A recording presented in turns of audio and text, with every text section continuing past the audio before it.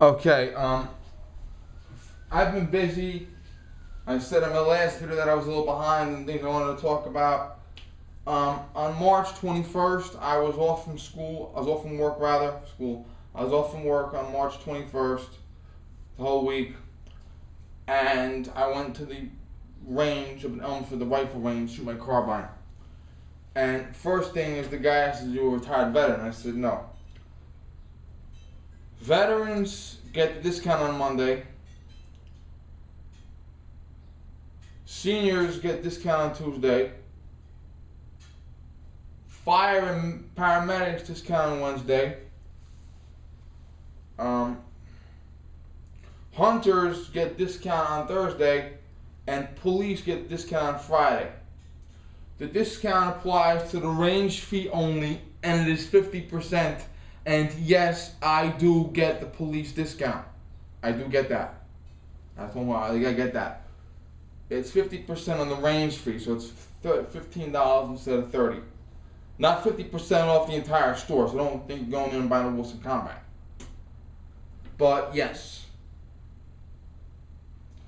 And so I goofed. I had to pay full price. I know for next time now to go up on a Friday. So I wanted to shoot my carbine, which I obviously did, but I also wanted to rent the PAR, and it wasn't there. Last year I did the SIG MPX. I'll put the video below. Wasn't very satisfied with it, put it that way.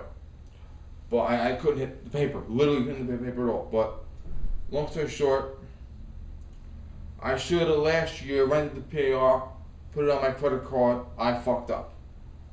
So I said I'll rent something else later. For now, I'll do my personal. I'll come back out later. What I do is I shoot my personal, tell the range master I'm leaving the case there. The gun's already been fired. It's empty. It's in the case. It's fine. But just watch while I go out and rent something and come right back. I always tell them first. I don't just walk away from it. And I don't leave it on the counter loaded and walk away from it. So I went out and I made my decision what I was going to shoot. Well, first of all, my M1 carbine, the handguard issue, it hung on for a couple shots and then that was it. I don't know if I'm ready to get rid of it, but if I had to do it over again, I wouldn't have bought it, put it that way. I mean, that's the truth.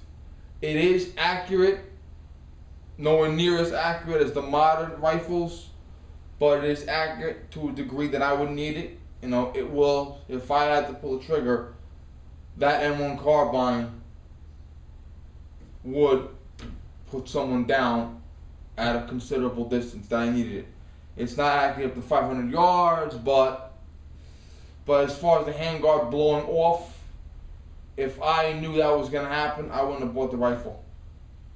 I would have either bought something else. Well, I bought it because the federal government was going to have a total gun ban. The federal government was planning to ban every single fucking gun, period. And Cuomo put the SAFE Act in, but you know, I sort of rushed it a little bit. I didn't spend as much time researching as I usually do. Because I'm like my older brother. I research before I buy, no matter what I'm buying. I'm like a fucking fanatic research. So anyway, I said, let me get the Communist AR. I think it was this one. This is the Stag Arms AR. Now, if you'll notice this, and the reason why I think it was a Stag Arms is because this is the closest picture I have that I found. I should have just looked on the fucking receiver and saw it, but dope. Now it had an A2 style handguard like this, and it did not have this. It had the standard Vietnam era carry handle, yes. It looked like someone had taken an AR-15, older style, and taken the pistol grip off and put the handle on. Now, when the SAFE Act came down, every gun was banned. And what the engineers decided was to invent loopholes. Now, I don't know whose idea was, but some engineer invented the non-pistol grip handle. And the non-pistol grip handle is what? It's non-pistol grip. So because of that, it is legal.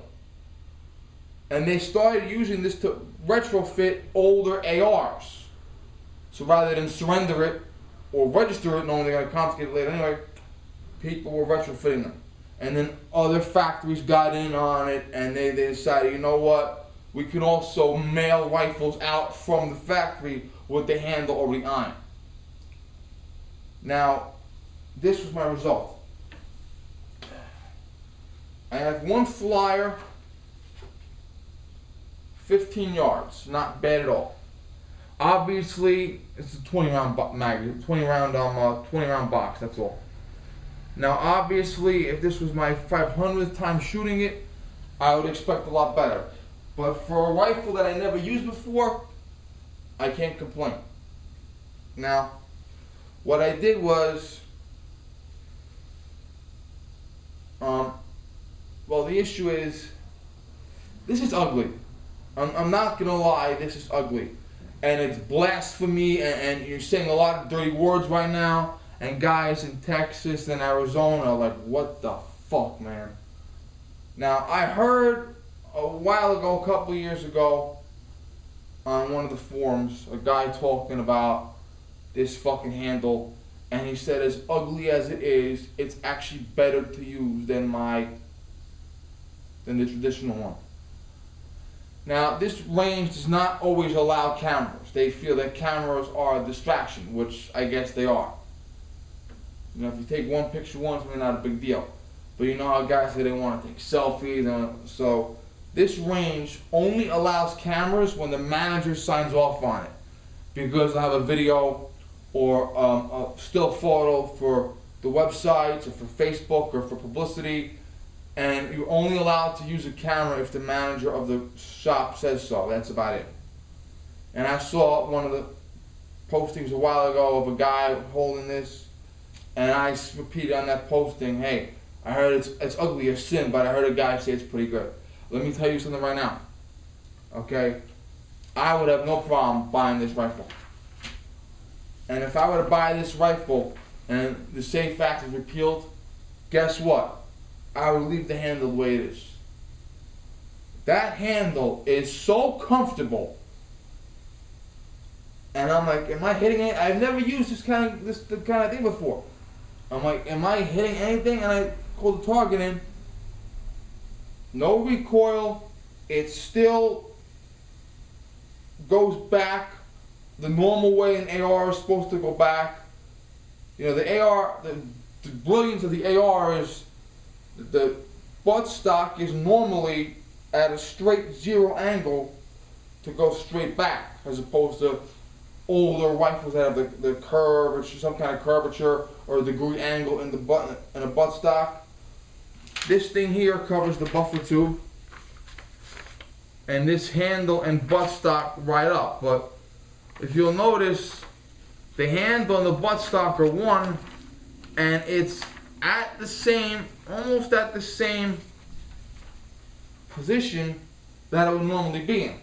And when I took the rifle back out, after I got done using it, I bring it back, put it back in the case, and bring it back to the clerk. And the clerk said the reason why they do that is because with your hand on the handle, and he checked it, make sure it was unloaded, and pointed in the safe direction, obviously. And he said with your hand at the handle, you can't put the safety back on, I think. I think their rationale was, if you have a regular AR, bang, bang, bang, your finger can use the safety while you're holding the pistol. Well, pistol grip rather, I'm sorry.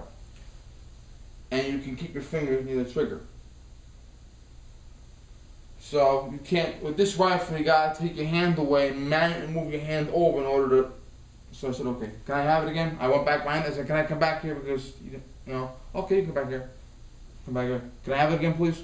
Okay, because you want, it's legally their gun. I rented it, I brought it back, it's their gun legally. And it's their shop legally, so they make the rules. They can say, no, you can't get the fuck out of here. Okay? So I said, okay, let me see it. And holding the rifle with one hand, pointing it at the wall at a downward angle for safety, obviously. Click and click. That's why I'm left-handed. Because I am left-handed, I can reach the safety when you cannot. But I'll tell you, and I went to my FFL the next day for a case of ammo, and his son was there. His son is 9 years younger than me, and his son went to my high school. And I'm like, this your son? I didn't recognize him. I'm like, man, he got fat and bald. And his son helped me carry my ammo down to the car. First of all, the kid, I know the kid since he was real little, and the last time I saw him was when I bought my 1911. He's the one I found in the safe. I was like, man.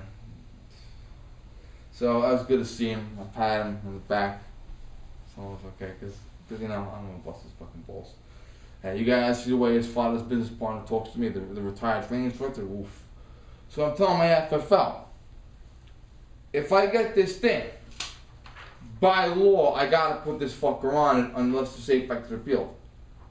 And you can actually order an AR-15, have it mailed to your FFL, but before you leave the shop, your FFL has to take the pistol grip off and put the handle on. You can't really walk out without it. Even if you have the rifle with the pistol grip going out of the store and you have this handle with you and you say, when I get home, I'll no. Before you walk out of the shop, you have to make sure the rifle looks like this.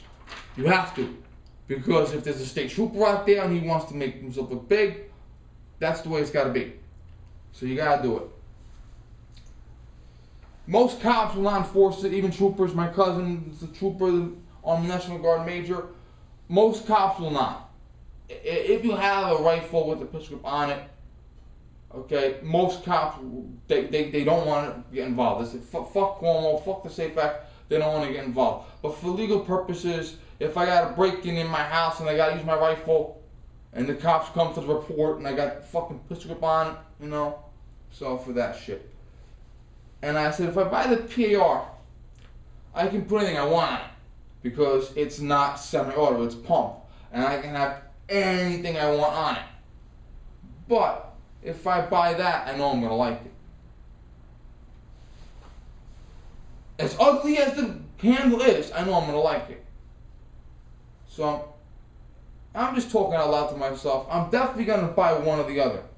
Not today, but I definitely will buy one or the other. It will definitely come to me. Okay. Thank you guys.